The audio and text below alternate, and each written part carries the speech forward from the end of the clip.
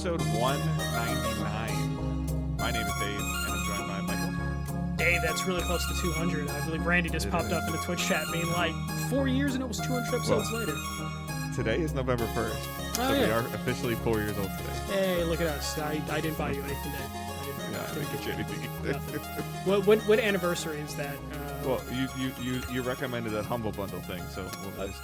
Yeah. My gift is you that, spending money. What? $15 for like 15 games. It's okay. Yeah. What is the 4-year anniversary gift? PS5s? It's fruit or flowers. I'm fine. Oh, jeez. Yeah. Is that like can you buy me like an edible arrangement? Like not edibles. I mean, it's legal in Illinois. I don't know what the Detroit or it is Michigan is. Too. Yeah. Isn't there like a stone thing that people do? I don't know. Stone or stone? Both. Yeah. But apparently all you get is an apple, Dave. Oh my goodness. Yeah. So we are Digital Days Gaming. We are a weekly podcast that posts every Thursday, 6 a.m. Eastern Time on podcast services, as well as apparently YouTube Music. Somehow that we're working on YouTube for sure. YouTube Music, yeah, apparently that's a little bit of a broken system. Yeah. So we're working on some kinks on YouTube. If you subscribe to us on YouTube or follow us on YouTube, youtube.com/digitaldaysgaming, you can watch the show, and I'm putting that in air quotes, as a replay of the show, because it just kind of takes our logo and puts it on the screen, and it has our audio, which is kind of nice for some people that tend to use YouTube in the background of their computers or anything like that, as well as we are live streaming the show on YouTube and Twitch now. Which does get archived automatically. Yes. So you'll see double up on some episodes if you follow us on YouTube. Yep. And it sounds like apparently, as Michael's done a little bit of digging, that Google Music is being retired eventually. Oh no, Google Podcast is being retired eventually into YouTube Music sometime next year. Yeah, so there'll definitely be some changes, as well as uploading 195 or whatever it is, 220 individual pieces of content to YouTube.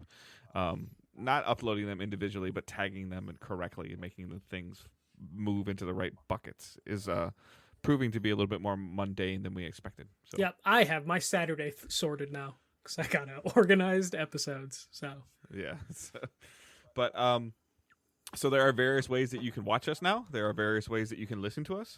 In both of those, we would love for you to subscribe or follow or promote any of those ways, as we're trying to make ourselves as easily accessible as possible across the internets. So sharing the show with your friends, anybody else. We know that Twitch sometimes is blocked at certain areas, and that YouTube is not, because YouTube is used as an educational format as well. So that also helps with that. So you can ideally share the show, tell your friends, just to get some more listeners, as we are getting ready to ramp into over 200 episodes, as well as over 4 years old, and going into 2024. There are multiple things that we have planned, as well as trying to probably kick off our short form content again.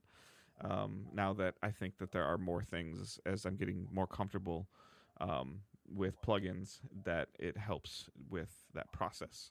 So, of making short form content. So we're all about getting out as much content as we can as easily as possible, because we both have jobs and lives, and we want to play video games. So, but we also love talking to each other, as well as talking and interacting with you guys in the community.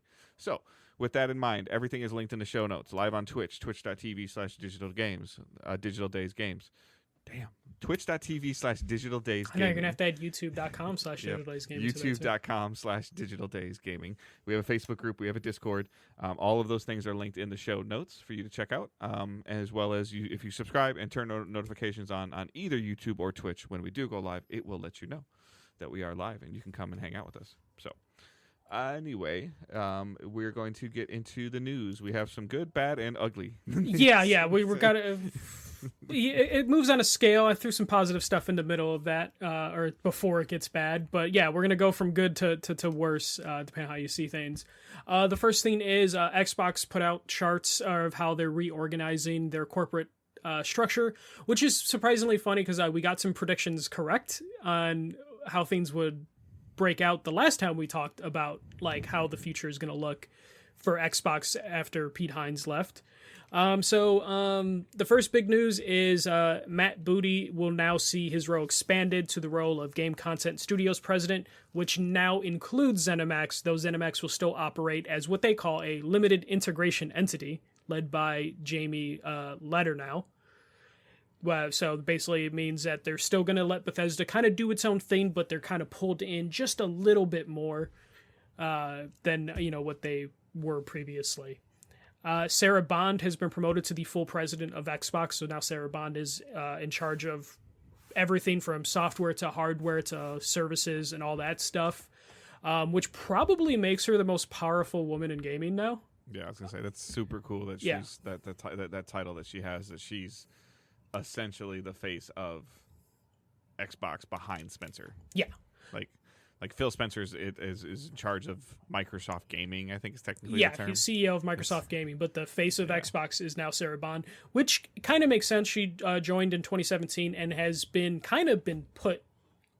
pushed up in terms of like being a presenter, handling like their own like press conference sort of thing. So seeing this isn't too surprising. I think it's generally a good move because of what we've seen from her in the past. Bobby Kotick is listed as the head of Activision Blizzard still, though we know when the deal closed that he's interim. Yeah, interim basically until 2023. We don't have word on who's going to replace Bobby Kotick, but chances are it might end up being Matt Booty since he's now kind of in charge of everything. Though he'll probably have like an underling, which will probably be the head of Blizzard if that person doesn't leave. And then everyone will still answer to Phil Spencer, who will remain as Microsoft Gaming CEO. But this now just kind of sets, the lineup that we could probably see at like press conferences. I don't think Phil Spencer's going away anytime soon in terms of being like the official face of Xbox, but definitely isn't going to be the one doing all the heavy lifting anymore in terms of being that front person. And Dave, I mean, this is just kind of what we expected in terms of how things were going to shake out. I mean, they're essentially building a new flowchart with the Activision Blizzard merge or purchase. Yeah, they're making a new flowchart, and with more studios means more positions of people needing to oversee other things. So Phil can't do it all. I mean, and not that he was doing it all before, but they've rapidly grown since he took over as Microsoft president of gaming, or whatever you want to call him. And as growth comes, new positions evolve, and this is how it is. So. Yeah, no, and they definitely are, at least keeping everything within house in terms of like Xbox. Outside of Bobby Kotick, who will be gone.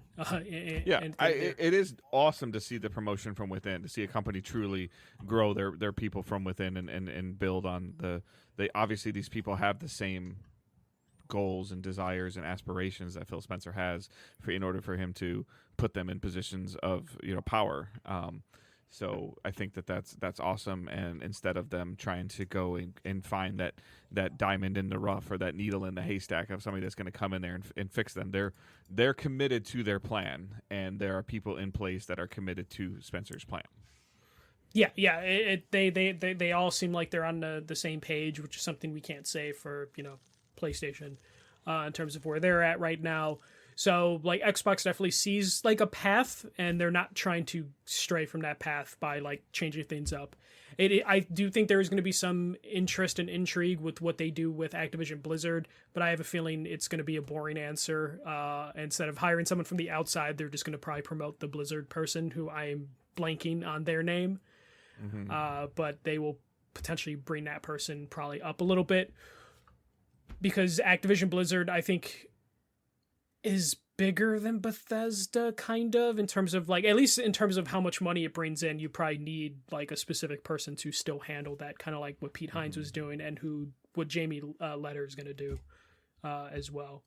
So there's changes happening over there, but it's kind of just them staying on the same track. We'll move on to the next story. Remedy, who recently released Alan Wake 2 to, like, crazy good critical reception. They detailed the progress on various projects. They're an independent studio, but they still have investors. So they revealed that there's going to be 2 Alan Wake DLC expansions happening next year, which is good to hear. Must mean they're pretty confident with sales to do the expansions. Max Payne 1 and 2 remakes are entering production readiness stage. So in between pre-production and actual production, it sounds like they're ready to go full on for Max Payne, which kind of makes sense with Alan Wake being finished and only expansions being worked on. Control 2 is at a proof of concept stage, and then Condor, the co-op game, is also in the production readiness phase. So sounds like they might be a 2-game studio, and they're getting ready to go in there. I know some people are going to be kind of disappointed that Control 2 is still at a proof of concept stage, knowing that came out in 2019.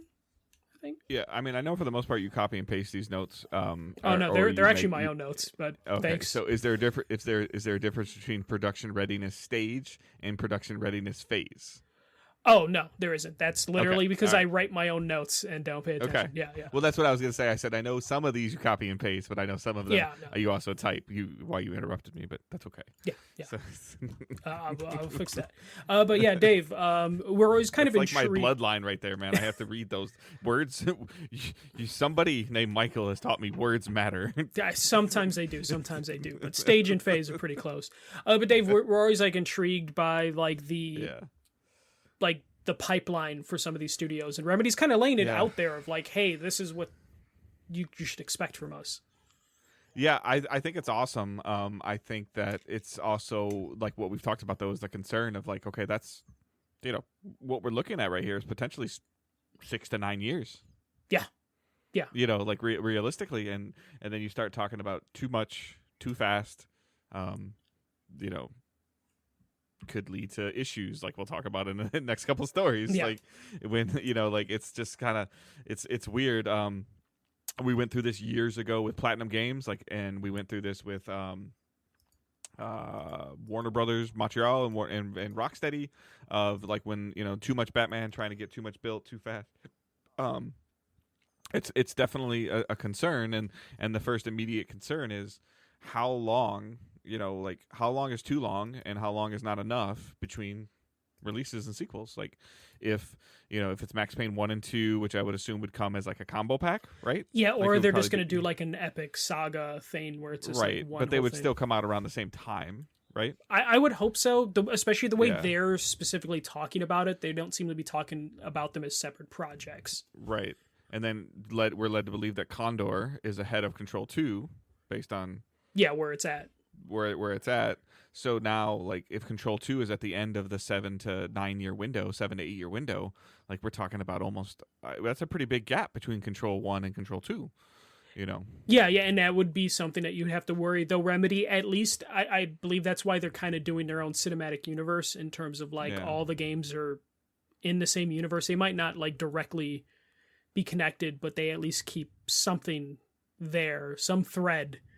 To keep people interested in. So you're gonna have to hope, that people can wait. I would probably say Control 2, depending on the scale of Max Payne 1 and 2, like at the earliest Control 2, maybe 5 years down the line, like at the earliest. Well, it's similar. Like the universe thing you're talking about, similar to what we've been hearing about the last couple of weeks with Spider-Man 2, is that Insomniac has essentially confirmed that Wolverine is in the same universe. Yeah.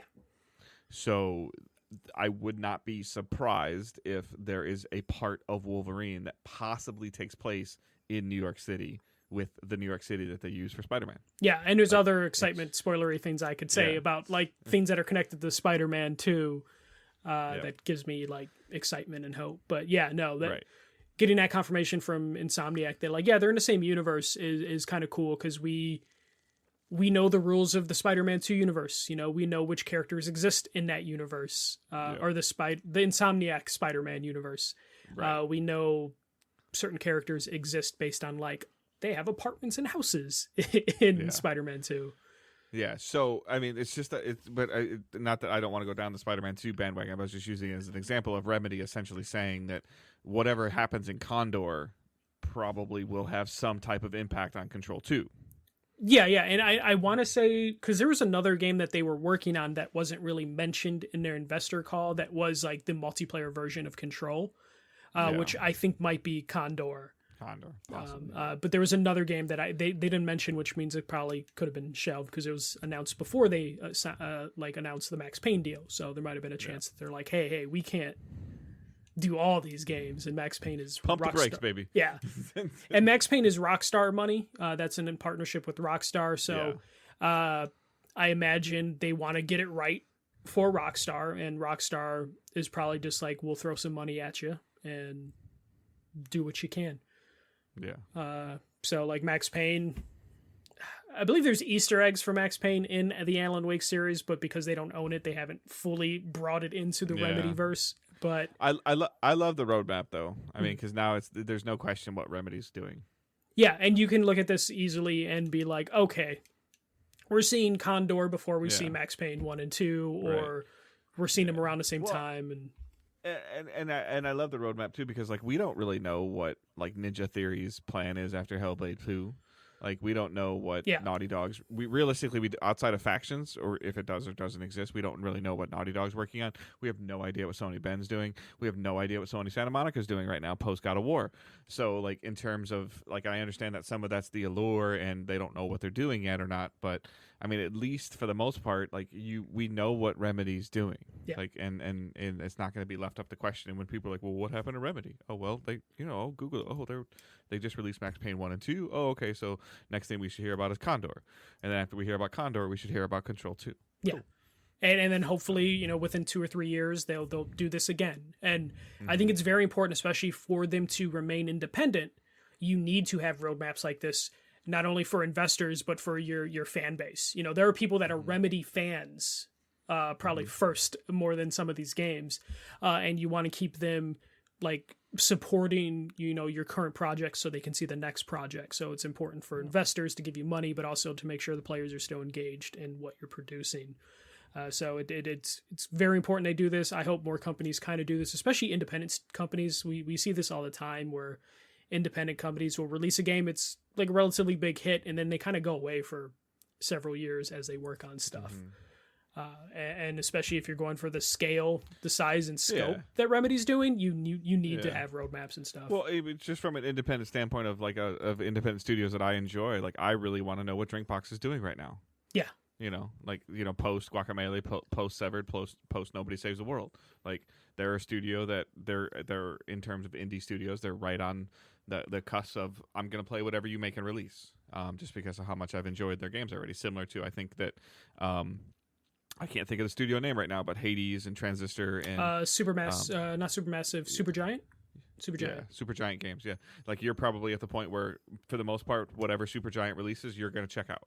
Yeah, and it's important for those studios too, because like, the Drinkbox, company and Supergiant, they're not quite household names to where we might forget about them kind of for like a year or two between releases. And then, they announce something. We're like, oh shit, I like Guacamelee. I like Nobody Saves the World. Yep. And then you get excited. They do it in their trailers. Yeah. They like, it'll be whatever they show again. They'll be like, from the makers of Nobody Saves the World. And I'll be like, oh yeah. Yeah. Like, but prior to that, you're not really thinking about them until that next trailer comes out. And then you get the flush of like nostalgia of like, oh, here's Dot Emu's kind of moving up there. If Dot Emu starts doing something again, I'll be like, oh, they, makers of Shredder's Revenge. Oh, okay, you have my attention. Like, let's see what this is. Yeah. And so it's something I definitely would want more companies to do. It makes sense why some of the smaller ones don't do this, because you never know what your next project's going to be. Yeah, absolutely. But if you're trying to do things the scope Remedy's doing, that this is absolutely vital, and it is appreciated as people that like to talk about video game news more than they play them.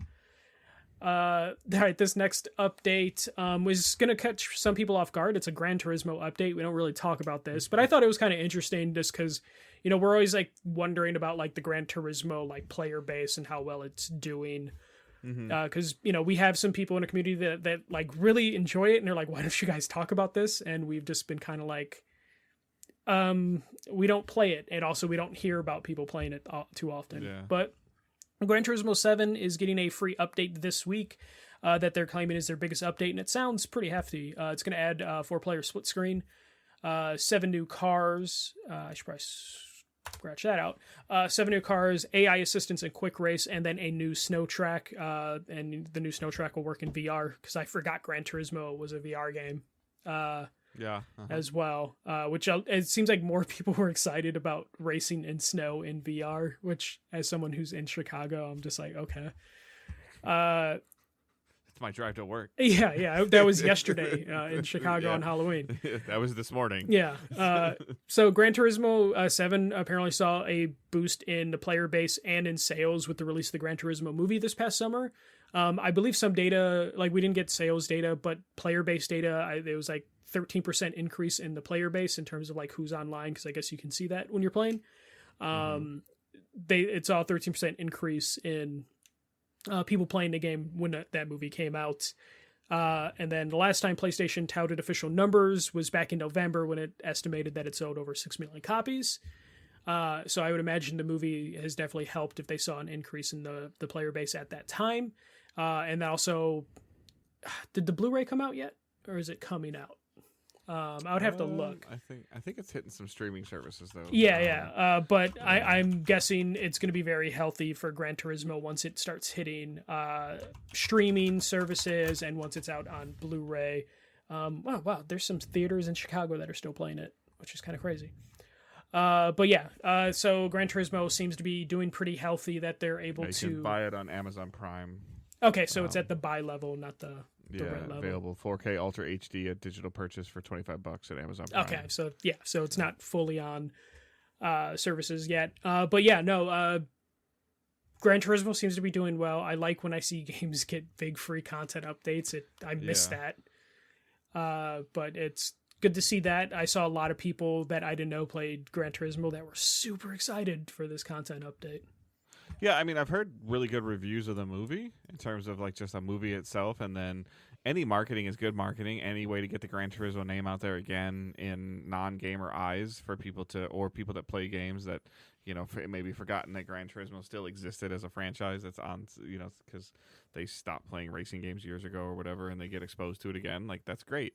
I kind of put, you know, Gran Turismo in the tier above the MLB The Show as just their consistent franchises that they release, and it does well. Every time we've been to an event that it's at, there's always a lot of interest around it. There's always big marketing around it, cars, full-size cars, racing in a car, you know, playing the video game. So that you can definitely tell that there's a good amount of money behind it. You know, but it's just that, you know, I don't know, like it's definitely I kind of equate it to a little bit of like football, soccer in the rest of the world. It's just bigger. Yeah. Racing is just bigger outside of North America, than in North America. So. Yeah. It's one of those things where like I used to play Gran Turismo a lot, but I would always wait for it to hit like the greatest hits label before I played it. Like I was never a day one Gran Turismo person. I usually waited till that ugly red box or that green box would come out for Gran Turismo. Which made me think, like, did PS4 have a greatest hits? I think, yeah, PS4 Classics or something like that. Okay. I think it just had the red stripe on it. Okay, yeah, but it's not the full red box that the PS3 had. No, I just think it had the blue box with the red stripe directly underneath it. I'm like making Dave Google stuff because I'm just like, was there a greatest hits box art? Because I was like, I wonder what the PS5 one's going to be eventually when it happens. Now I'm looking as well. Like, is it just PlayStation Hits? It was called PlayStation Hits. There we go. It's still an ugly red box. Look at that. Well, yeah, I mean, but the spine is blue. Okay, yeah. It's some of the box art when you look at Google Images. It's like, no, this is a. Well, I guess this, yeah. I'm looking at Google Images too, but for the most part, I haven't seen the spine of it yet. But like that Uncharted with the PlayStation Hits, Resident Evil with the PlayStation Hits, yeah. So I look forward to seeing what the PS5 greatest hits is going to be. It's probably just going to be a red label again. But yeah, that's some positive PlayStation news. Let's get into, I guess, negative PlayStation news. It's kind of, if you ask Bungie, this has nothing to do with PlayStation. But it looks like, well, it doesn't look like, it's official. Bungie has been hit with layoffs. I'm going to just go through the notes that I have, Dave, and then we'll go through this all over again. There's a lot of stuff that I have left off the notes, because there's just a ton of stuff coming out. But Bungie have laid off dozens of employees. It reported with reports saying it's over 100 employees. I believe I saw 8%, the number floating around. Yeah. The news came after Bungie reportedly missed their yearly revenue goal by over 45%, which is a scary high number. The news of the layoffs took to the internet swiftly, with employees from Bungie from various departments reporting their employee status. Bungie apparently, reportedly, allegedly asked employees to not communicate about the layoffs in the company communication channels, as a possible attempt to prevent people from finding out which departments were hit and how badly they were. Which, if that's true, that's impossible to manage. Like, you can go in a Slack channel and delete stuff, but for the most part, people will find out what departments were hit. Though with work from home stuff, I wonder if it's just a little bit more difficult to figure that out. Especially when the laid off people lost access to their stuff. Yeah. Before they were told they were laid off. It's basically people just going in departments being like, yeah, I'm the only one here, or I only see 3 people still in this channel. The longtime Bungie composer was one of the people laid off. Basically just wiped Bungie from their profile and just switched it to Gone Fishing. They had been with Bungie, I think, independently through most of the Halo stuff, and then were officially Bungie's composer through all of Destiny. So technically very long time Bungie employee. Bungie followed this news internally by delaying the Final Shape DLC. I think I got that right. The Final Shape DLC from February 2024 to June 2024, and delaying Marathon to 2025. Bungie reiterated the layoffs were Bungie's decision and not Sony's, after there was some confusion that Sony, set aside $1 billion to retain Bungie employees when they first acquired Bungie. Bungie was reportedly been stressing over the last couple months about Destiny 2's player base, which is apparently hitting all-time lows, and the DLC, the Final Shape, having bad pre-order numbers so close to its original February release date. Dave, you are the resident Bungie expert. Yeah. Take us through your thoughts to this, because I'm sure you had a lot of thoughts. Yeah, so a couple things that I'm still a little bit confused about. So let's just make a couple things clear. Like, Bungie themselves has not come out and publicly said that Marathon or Final Shape is delayed. They have not said that at all. Internally delayed is what the stuff came out. However, Jason Schreier has said so, and I think Jason Schreier is like 99 for 100. So yeah, and some internal documents did leak along with it. Okay. So yeah, as well as Bungie is being kind of ran through the ringer right now. But to be honest with you, and most of you know this about me, I do a very I guess I do a very good job of separating business parts from entertainment parts. If you miss revenue by 45% heads are gonna roll. Like, it's inevitable. Now, who came up with the 45? Who came up with the number that you hit 45% less of? Probably somebody that still has their job. Yeah. And also that this is probably a number that you touted to Sony to get them to pay you all that money. And so I'm gonna get some of the negative out really quick of things that I'm personally a little annoyed about, and then stuff I'm seeing. They're building a massive expansion to their studio as well, which is costing millions of dollars. And so these people that lost their job, like, that sucks. And I want to preface all of this when I say this, that this sucks. Anybody, 1 person, 100 people, 50 people losing their job, like, it's awful. However, if that guy, this is the part that I struggle with, and I know when I say this, I sound like an arrogant like person, and I sound awful when I say this, and I'll preface this. If the composer is done making music for Destiny, they don't need to keep him not doing anything. Well, and yeah. I'm sorry, so however far in development Final Shape is or isn't, more than likely this guy's work is completed. And we've always talked about this with quality assurance or a project ending, whatever direction they're taking Destiny 2. And again, it's most of the stuff's come out like Destiny 3 is Destiny 3 is not a thing. Bungie has never said Destiny 3. They have said that this is the end of the Light and Darkness saga. Their marketing, their verbiage behind this is leading a lot of people to believe that Destiny is ending, and they're trying to then backtrack it that it's not. They are ending seasonal content. They're switching it to episodic content. But I'm not as concerned about the delay, because Shadowkeep got delayed. Beyond Light got delayed, Witch Queen got delayed, Lightfall didn't get delayed, and Lightfall was trash, which is now making and having an impact on pre-orders. Lightfall campaign was trash, I'm sorry, which is now giving an impact on pre-orders for the final shape because the community and the players feel that they've been burned by the last expansion, which is also causing their player base to dwindle right now. Even if I feel the seasonal content is the best that it's been, there's a massive problem of people like to get hooked by the expansions and by the story and by the campaign, and if it's not doing it, then they're not going to be pre-ordering the other stuff. I'm not concerned about the delay. What I'm concerned about is you're delaying your game 4 months, and you laid off 8% of your workforce. Those two things don't equate to me. Yeah, exactly. Like, how much money are you going to lose from the delay? Are you then if the game's better, do you think you're gonna pick all that money back up from the sales of making the final shape what it's supposed to be, of the amount of payroll that you laid off? And then to your point in your bullet points in here, what did you do with the retention money? Yeah, and there's a lot of controversy about the retention money. Is this reported that they're pulling stocks? Yes. And that's normal. Like, I mean, the business part of it, the nitty gritty corporate world that Bungie is that people don't like to hear is, oh, do I think that they purposely laid these people off on October 30th? I'm 50-50.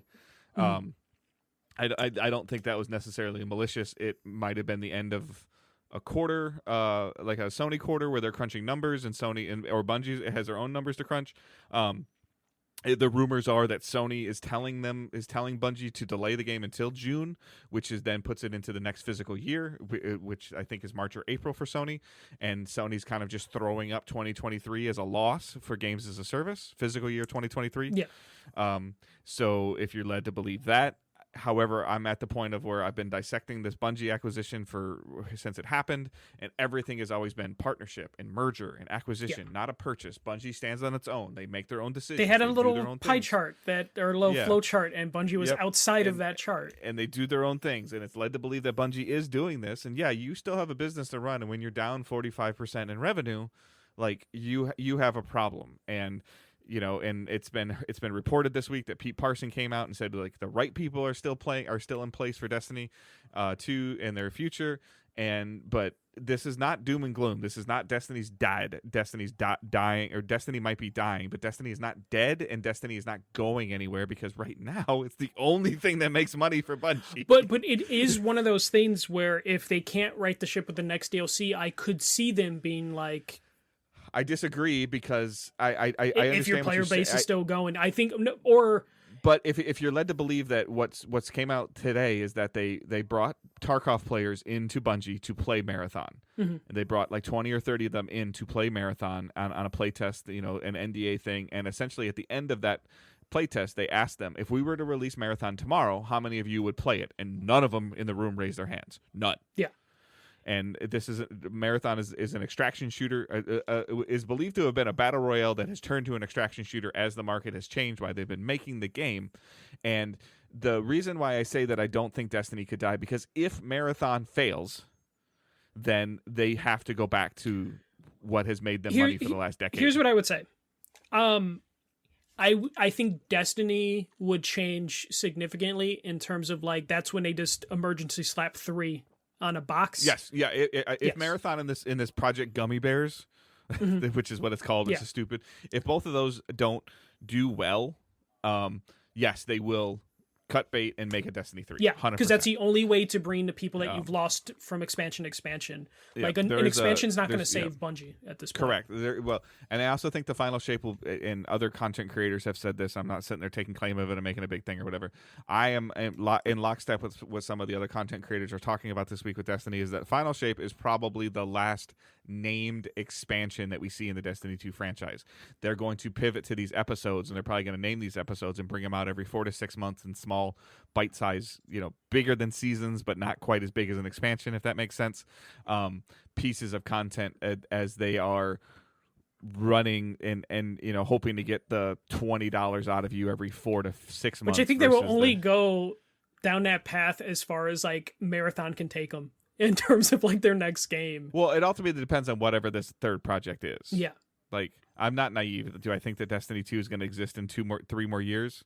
Not in the state it's in right now. Yeah. No, because we're getting another new destination in the final shape, the Pale Heart, inside the Traveler. You sound like a Kingdom Hearts fan right now with these names. Yeah, but the problem is that Bungie has came out years ago and said, like, hey, we can't keep making this bigger and bigger and bigger and bigger and bigger and bigger. It's hard, and it doesn't fit, and it's hard to maintain, and it's hard to balance, and that's why they kind of vaulted some stuff away, which got about a lot of negativity around What if them. that vault was made out of glass and they can shatter it at any time? Yeah. I mean, they pulled stuff back out of the vault, and they've done a delicate job with it. And if I'm curious because I'm hearing stuff that like a lot of these people, when Parsons said this thing to them 2 or 3 weeks ago, that they were down in revenue and that everybody had to buckle down and do all this stuff, and then for the layoffs to happen, or that the people are like the developers are telling the higher ups, the managers at Bungie, of what they want to do in the game to help bring the players back, and they're being told no. Like, do I think that that's true, or do I think that's ill will? I don't know. Like, and that's the problem. Like, there's also the business manager part of me that says you don't need 5 community managers. Well, so those are the layoffs. I hate to say it, but those are the ones that we kind of expected to happen when they were acquired. We saw this with Activision Blizzard. We saw these aren't they've reiterated that, like, Sony didn't tell them to cut their community team. I know they're saying that, but Sony didn't tell them to cut their publishing team. But from a business standpoint, you have a publisher in Sony right there with a PR team. Why would you continue to self-publish? And I think those are the type of layoffs that I think were always going to happen, because I'm sure PlayStation offers their services to Bungie of like, hey, we have a really good PR team if you want to borrow them.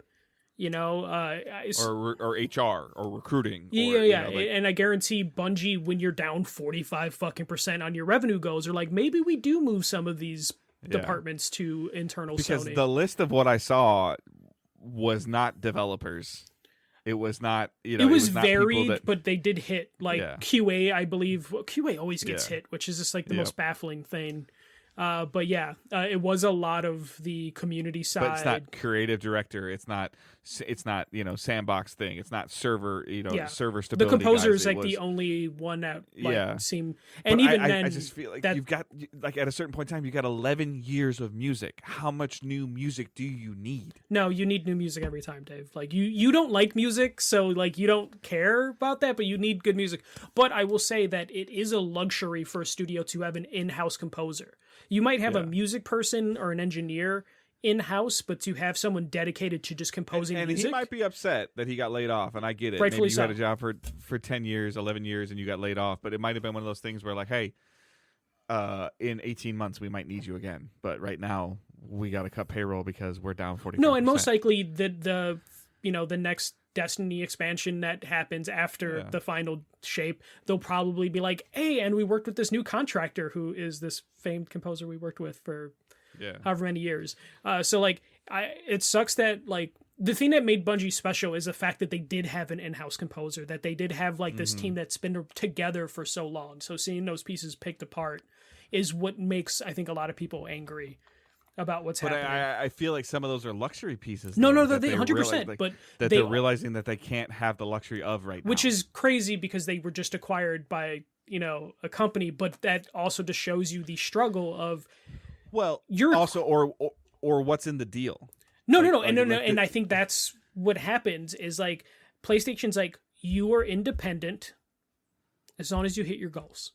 you know, and when they don't hit their goals, they have to do these moves to potentially hold off PlayStation. They came and knocked on the door. They came to their boss, to their owner, and said, hey, I need some help. Yeah. And they said, okay, open your books. Well, we don't want to. Well, I'm not going to help you. Yeah. Okay, now they open the books. What the hell is that? Yeah, or like, we'll help you, but you need to get your head count under this, like, because that's brutal business shit. That happens with even any company you love does this, I have a question, Dave. With Destiny, where it's at in terms of, missing its revenue by 45%, that's not a good sign. I don't care that Destiny 2's been out for 8 years or whatever. Or how long? 2017? Yeah. 3 years, 14, 15, 16, September 2017. Yeah. So Bungie do you think there's panic with them in terms, not panic, but you think there's a little bit of worry, which is why they wanted to tighten the ship, where the person that acquired you, Jim Ryan, no longer is there. The person who acquired you for games as a service for your monetization skills is no longer there, that can play a part in terms of like, let's tighten up the ship a little bit just so we can show the new overlords. Like, I get what you're saying, but I don't really know if they would make that decision in 4 or 5 weeks since we've heard about no, but you know this stuff is internally like known before. I think that. it really plays really a just part. depends on, I think right. I just think it really depends on what's in the deal, like what they can or can't do. Because Monday morning, like this whole narrative changed in the 48 hours. Like Monday morning at like or Eastern time, 11 o'clock, 12 o'clock, like as Bungie was reporting to work Pacific time. You started hearing these rumblings and you started seeing more and more and more and more and more. And all the headlines were Sony tells Bungie to trim fat. Yeah. Sony continues layoffs in their gaming structure. And then throughout the day on Monday and then Tuesday morning, you were starting to find out a little bit more of like Sony didn't tell them to do anything. Like, yeah. So like this was Bungie. So and I honestly feel that Schreier would have told us if it was Sony. Yeah, like, he wouldn't have held that info back.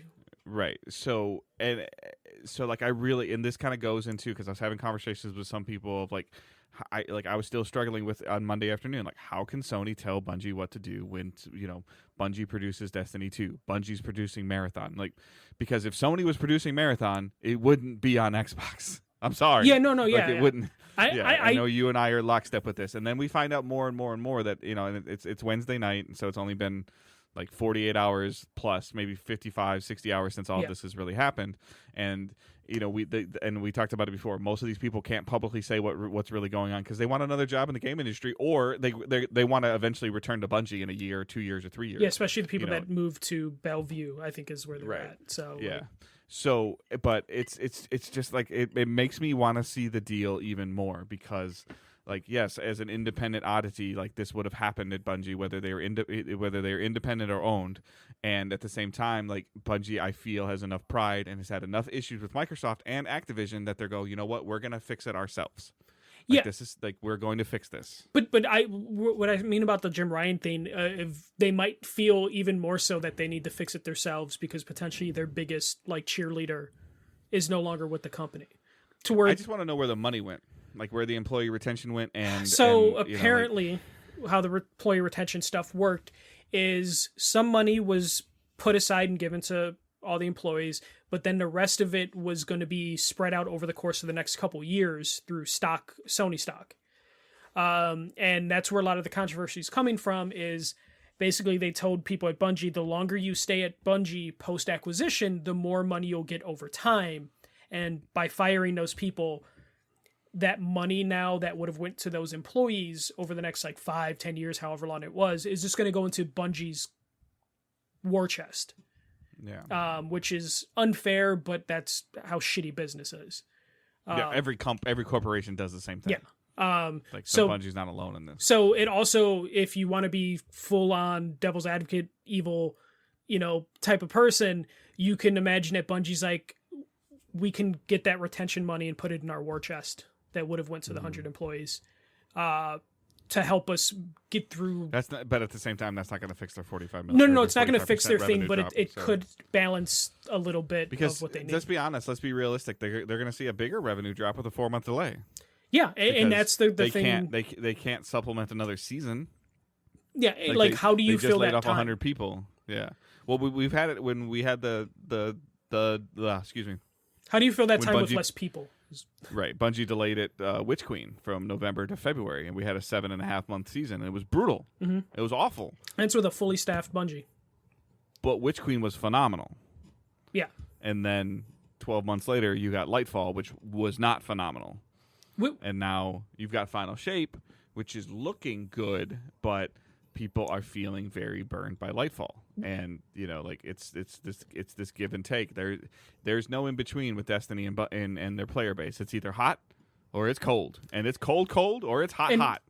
I think this kind of shows you like how independent Bungie actually is in terms of, you would imagine the only reason Marathon is delayed is because they're going to pull the people off Marathon to help with the content for Final Shape, just to get it through the door. Mm-hmm.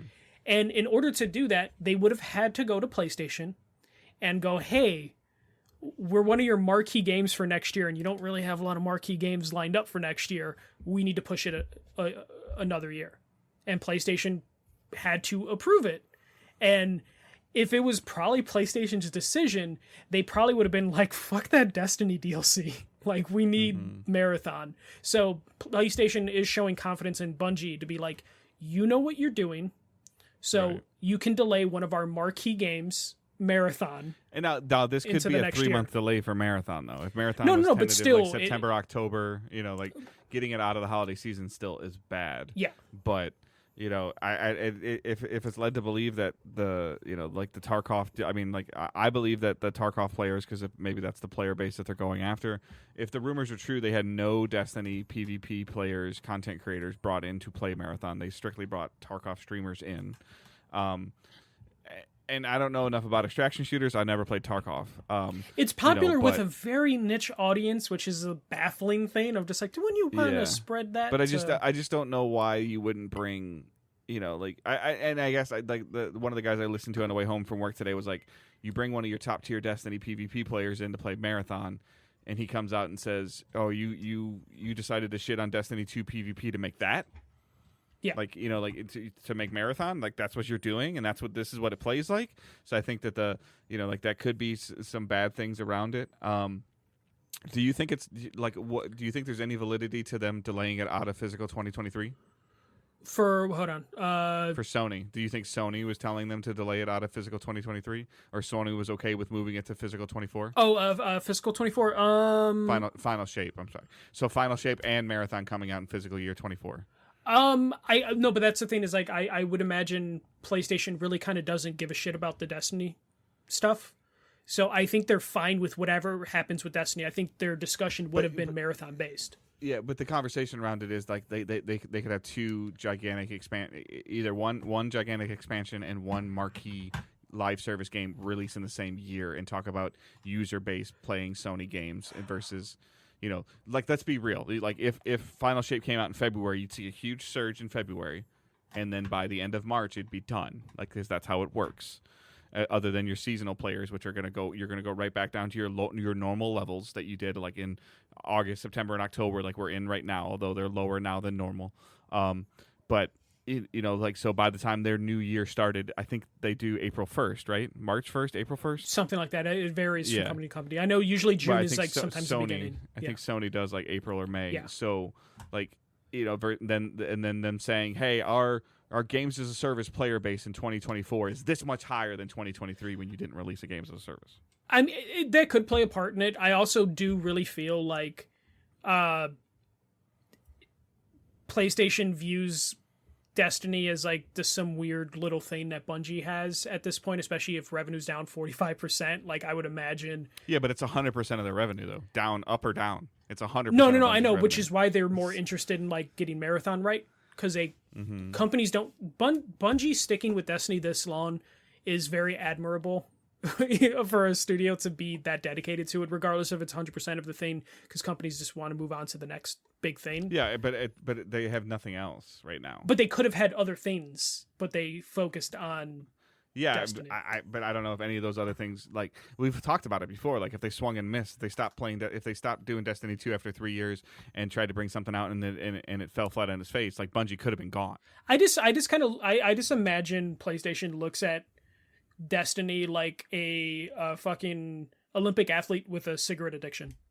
Like they're like, you know what? They're almost perfect, but they just smoke, and that's what Destiny content is now for them. So I would imagine any discussions with Sony it was all Marathon based. And that could mean something else is lined up for PlayStation that they're comfortable with, like the big live service game being delayed. And especially when Jim Ryan was touting those numbers, if that's even the plan by PlayStation, we don't know if the live service stuff is even. There's been a lot of talk that it's not part of PlayStation's plans anymore now that Jim Ryan's gone. So it could have gone down to the point of like, oh, we don't care about having 12 live service games anymore. Just get Marathon right because we can't handle a miss. We only have Spider-Man 2 for the next like 6 months to a year. So please make sure Marathon is a hit. So I'm kind of not fully serious with this question. Dave, if you're Naughty Dog, are you looking at that 45% revenue down and being like, so you told us what to do with fucking factions? Like, no, do you think there's at least a part of that studio that's just like, we were listening to them? Out of frustration, not out of like 100% seriousness. Maybe out of frustration, but at the same time, like, Naughty Dog hasn't been able to make a successful multiplayer game yet. No, I know, yeah, 100%. But like, I wonder if like, because there was a lot of talk of like, hey, they're kind of like bringing Bungie to several different studios working on live service games. Like, I wonder if that may have stretched Bungie a little bit, because we don't know like the size and scope of like how those visits went and how much resources they ended up taking. But I wonder, because there are reports this week that a lot of people at PlayStation Studios are very upset with the live service direction that was happening over the last year or two. So I imagine if you're a PlayStation Studio and you have an executive you have an executive's ear, you're like, hey, are you sure you still want to go down a live service game? Because the king of live service is struggling right now. Yeah, but I guess I would ask you a counter question of like, did Sony go to Bungie to ask them to buy Firewalk Studios? Did Sony go to Bungie and show them what Haven's making and say, like, should we buy these people? Like, did Sony give the thumb? You know what I'm saying? Yeah. Like, your creme de la creme purchase of Bungie for the live service stuff that your intentions are. You're using them as an umbrella. You're using Bungie as an umbrella or as a safety net, and letting them do their own thing, but still taking their numbers and putting them in your profile, which is what was happening. And now those numbers are negative, and they're trying to say they're not their numbers. Yeah. Versus, like, whose fault is it going to be if Haven fails? Whose fault I don't is think it it's going going to to be Firewalk's game failed? Yeah. Like, whose fault is it going to be if Factions gets canceled? Is it Bungie's fault?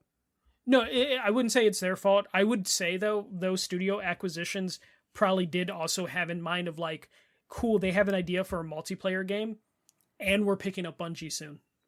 Mm-hmm. So their idea can be incubated through the monetization wizards from Bungie, and then they can have like some synchronicity through those partnerships. So I imagine they didn't ask Bungie, hey, should we acquire these studios? They acquired those studios with the intention of having Bungie look at them. Yeah, I just it's you just can't let stuff live in a vacuum. Is Insomniac is Insomniac a lower tier studio because they released Fuse? No, but you always bring up Fuse, and that was like, Dave, that was like 10 years ago. Okay, is Sony Santa Monica a worse studio because their sci-fi shooter got canceled? Yeah, which apparently might still be in the works because Cory Barlog's working on something. So is Ben bad because they got declined for Days Gone 2? Yes. But yeah, no, but you like, know what I'm saying? Yeah, but I wonder if there's like a little bit of domino effect, especially when you're talking about like PlayStation studios that were against being live service studios, who were forced to do live service games, who are now like, do we really want to go down this path? Because I don't know. Are you going to question a Fortnite developer because Epic laid off 1,000 people? I think you should, especially when they buy Bandcamp and a year later sell it at a loss because they're like, shit, we didn't know what we were buying. Yeah. So like you can question those moves, especially when Embracer, like we've been talking about Embracer Group, like obviously they made catastrophic mistakes, or they were led to believe they were sold a bill of goods that wasn't there, and I think that part of this. Do I think that this 45% deduction in revenue is true? Yes, 100%. Do I think it was inflated to get Sony to buy them? 100%. Potentially, yeah. Yeah, but I would just what's imagine the true number? Like, if you're at the PlayStation Studios and you were like arms crossed, like I don't want to do this live service game. If you see Bungie strongly right now, you might say like, hey, it's not too early for us to pivot to the idea why I joined PlayStation Studios, which is single player content. But at the same time, like I don't think that this means that Firewalk or Haven or any like Concord needs to change course or Haven needs to change course. They're fine. I'm talking about like the Naughty Dogs. I'm talking about like Sucker Punch is apparently working on a multiplayer game. Like those studios that aren't traditionally multiplayer studios. But I think Sucker Punch wants to, though. They were trying to with Ghost of Tsushima. They flirted with the idea, but I think they always kind of wanted to do still some single player stuff. So the idea that they might have pivoted to just a multiplayer game sounds a little like extreme for that. And Naughty Dog having to like get a like Naughty Dog looks bad right now because of factions, you know? Yeah. And I know that was before the Bungie acquisition, like they've been working on it. It just sucks because like we really shouldn't know about factions. Like Naughty Dog and Sony hasn't said the words factions publicly. They just keep saying the continuation of Last of Us multiplayer or something. Yeah, what they call it. Yeah, but we needed to give it a name, you know. So right. No, I get it, and you know, like and I like I said, I just really want somebody to break this deal open and show me, like, because like we're still led to believe like NetEase is still invested in Bungie. Yeah, which is the weirdest $100 thing. million, Yeah. and this is their third project. So how can you have three companies? How can you have Bungie, NetEase, and Sony all having a say at the table? Well, so what I would say, like, so for an example, Insomniac is apparently working on Wolverine and a multiplayer game. Spider-Man 2 single player game just released, fastest selling PlayStation Studios game of all time. If you're at PlayStation or you're at Insomniac, do you go, let's make Spider-Man 3 next after Wolverine? Let's not make multiplayer game. Like let's not even waste resources on trying something new, since our last multiplayer game was Fuse. You know, like, you know, if you want to go down the Fuse route. I think that we'll find out. I think we'll truly find out how much financial trouble Bungie is in, is if, to your point, they pivot a completely different direction. If all of a sudden, like we talked about when they first bought them, all of a sudden they announce some, like we said before, some 10 or 12-hour campaign that tells a different lore story in the Destiny world. Yeah. If they start spinning off and making single player, the League of or Legends co-op, thing. Yeah. You know, like if that starts happening where they're trying to make a Miles Morales or Lost Legacy like game and get it out in 18 months or something like that, and it's a Cade 6 romance, let's go. So, you know, like I think that's where you'll start seeing some interesting stuff, or if you see something exclusive to Sony come from Bungie. Yeah. Like, or that's where it'll get PlayStation weird. Showcase, they put a big 3 on the screen that says Destiny 3. Then it's like, shit, they did it. But that's all I have for news. You want to hit what's delayed? You have Final Shape and Marathon written on here, so I mean, Bungie does their this week at Bungie or whatever on Thursdays. That's when I would expect them to say something. I don't know. Their patch notes were hella delayed, so usually their patch notes are right out at release. And don't let go of the person that has to hit publish on that. Yeah, I mean, it's just like I said, it's bad when anytime somebody loses their job, but I just worry that they grew too fast, too quick. Yeah, you know. So, all right, and then what we're playing and watching. So, for me, Lions were on Monday night this week. I watched them. I was working on Sunday. I ended up playing some of my last little bit of softball, like a charity, like food drive tournament on Saturday, which was taking up the majority of the day. I did get a little bit more time with Spider-Man, not as much as I want. However, I do have some time off this week, so hopefully get a little bit farther in that. I just need to, buckle down. I think I'm maybe 6 hours in at the most. So I just it has nothing. I'm having a great time with what I'm playing. It's just a matter of sitting down and playing it in a long enough session or short bursts of time, and I just haven't had a chance to do it. Excuse me. And we also have that League of Legends game that's coming that came out that I'm gonna try to squeeze some time in with that. I can't think of the name of it right now off the top of my head, but it's a continuation of the other one, Concordia, Convergence. That sounds right. Yeah.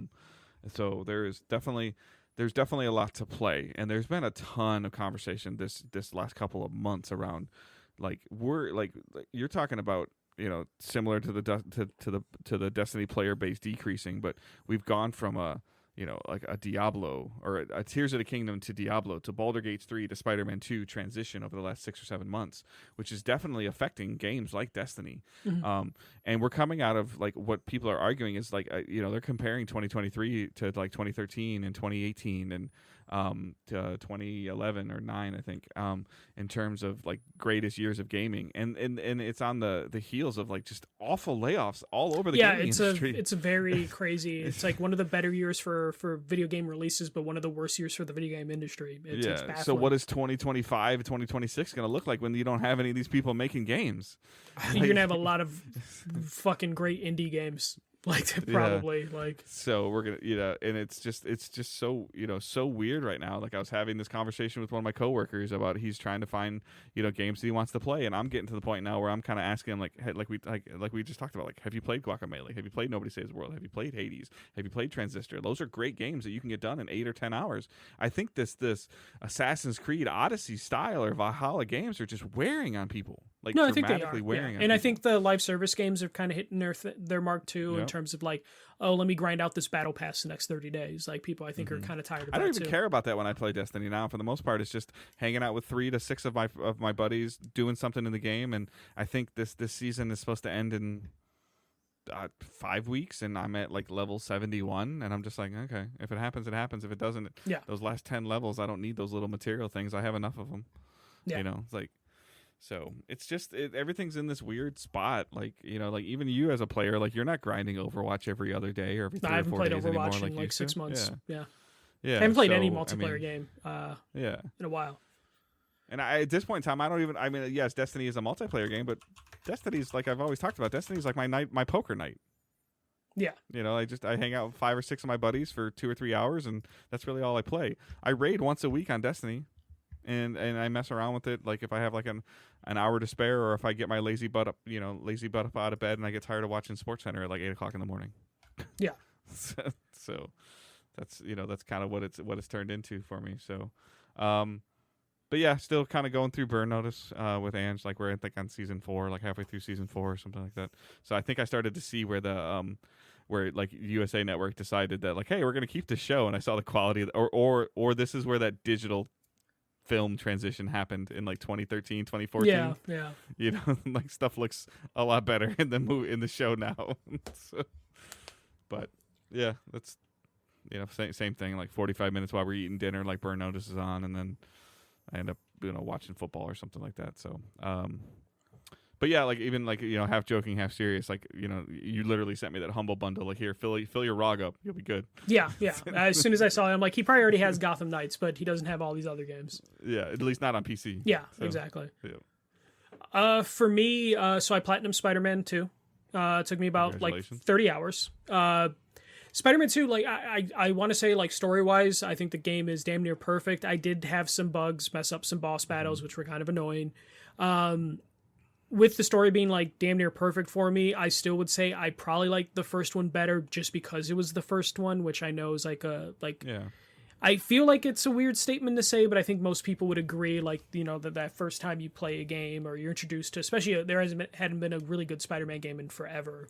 Why I like gameplay wise, it's a more variety, more diverse gameplay style. There's a lot more features in it. I think I like the first one just a little bit more, but I'm talking about like the first one I gave a 10 out of 10. This one again, it's like 9.5 out of 10. Is it in your top 3 for game of the year this year? It is probably my game of the year as of right now. Okay. And I don't think there's many games I haven't played yet that could top this. Okay. Unless you count me watching Baldur's Gate 3, but like I'm not going to count Baldur's Gate 3. So like it's fantastic. The unlocks and stuff were really cool. I still think they did Miles dirty, and it seems like the internet agrees with me with Finals his final suit, because they always like there's always a new suit towards the end game. But for the most part, I loved it. I can't wait to talk spoilers with either you, Dave, or if you're not able to finish it. I'll get on it. Yeah, I promise. Just so I can just dive into some of that story stuff. Especially, I would love to hear your input as someone who doesn't know the lore that deeply, to see what you thought about it, as opposed to me, who, it's Insomniac's lore. Like it's Insomniac made their own lore and their own story. So like I like what Insomniac did. But I would like to hear someone's perspective who doesn't have that background of like what they changed or not. Yeah. I know you told me it's coming and I'm close, but I just need that. I need that point that story plot point that grabs me and holds on to me, and I just haven't got there yet. It's happened with Horizon, both Horizons that happened where I'm like, holy crap, like this is great. It had not happened with Ragnarok, and I haven't gone back yet, and I don't know what I did or didn't do or didn't get to yet, but I will get to it with Spider-Man. Yeah. As someone who didn't finish Ragnarok, who just hit a point where like I'm done with this game, like Spider-Man 2, once it hits a certain point, you're like, I'm finishing this game tonight, sort of thing. Especially if you're not obsessed with like trophies. I got obsessed with trophies, so I kind of dragged it along, like literally. Yeah, but I feel like if I want to, I can double back. Like, no, you 100% couldn't like double back, but it was just funny though because the last mission, I knew where really go over here and make sure that she's safe. No, basically that's how it was. Where it's like literally the last mission was like this. There's like a point where if I get within a certain radius, I'm going to trigger that final battle or cutscene, and I was just trying to buy whatever time I could to just avoid doing that. And just having a character just be like, oh man, I really should figure out what's going on, and it's just like, shut the fuck up. Like we're gonna go stop this petty criminal. Like we're not gonna stop the evil. Other than that, went over to a friend's house, played some fighting games, Dragon Ball Fighters Z or whatever it's called, and Soul Calibur 6. So played probably 5 hours of fighting games, passing a controller between 4 or 5 people. Which was really good because I don't play fighters that often. Kind of made me want to pick up some more fighters, so I might pick up Ultimate Marvel vs. Capcom 3 on the PS4 because I had that on PS3 but not on PS4. So did that for a couple hours. Me and Sarah have been watching horror movies because we're in Halloween season. I dropped something and saw the Five Nights at Freddy's movie. Streamed it, thank God, because TikTok made it sound like it was a nightmare to see in theaters because kids are in TikTok phase now and just want to shout memes at the screen. Five Nights at Freddy's, it was okay. It's a PG-13 horror movie. You can tell it was made for kids, so it was fine for what it was, but we watched a whole bunch of other horror movies the last couple days, so a lot of random stuff. Yeah, I had trick-or-treating in the snow in there too, by the way. Oh, yeah. That just made not doing anything so much easier on Halloween, just seeing all the snow. But yeah, just a bunch of random horror movies, a lot of Spider-Man 2. Though I kind of have this point now after I beat Spider-Man 2, I haven't touched a game controller outside of playing fighting games with friends. I finished Spider-Man 2 Friday, played some fighting games with some friends Friday, but I haven't touched a video game controller since Friday, basically. Yeah. Well, I mean, when you go through 30 hours of gameplay and whatever, today is the November in 11 days. Yeah. So I'm hoping I can find something. I probably will be picking up Assassin's Creed just because I should be into that based on everything. And I want to pick up Alan Wake 2, but I want to replay Alan Wake 1. But I just don't know if that would burn me out. I don't want to Horizon myself like you did, Dave. So there's more games that I still want to try, especially as I like to put together my Game of the Year list for me. But that is it. All right. So no questions from the community. Again, we don't always have to ask for them. If you come up with something, you hear us say something, you think we say something stupid, let us know and we'll talk about it. We'll have a discussion around it. I'd really be curious about what people think of my thoughts on what's going on at Bungie, or as well as Michael's thoughts on is Destiny not the creme de la creme that it used to be, and should Bungie fully move on from it? Yes. I would love to hear what you guys what you guys think, and again, anybody losing their job is terrible. But I don't want anybody to think that. I hope that those those people can find things that fit their talents and their abilities and their ability to support their family and themselves. I never want to see anybody do that. I saw a lot of my friends go through that the last 6 months, and it hurt me enough as it was. And these people I don't even know, but they work on a project that I do have a passion for and do care about. So I do care about their well-being and their jobs. And there are people that I know that work for that studio or that worked for that studio. Yeah. So it's just not a great day in any game industry studio that loses people ever. But I also just preface it with a small thing: is I don't think unionization could fix this. It can save some of the things. Yeah. It can save the exit strategies for how laying people off works. Right.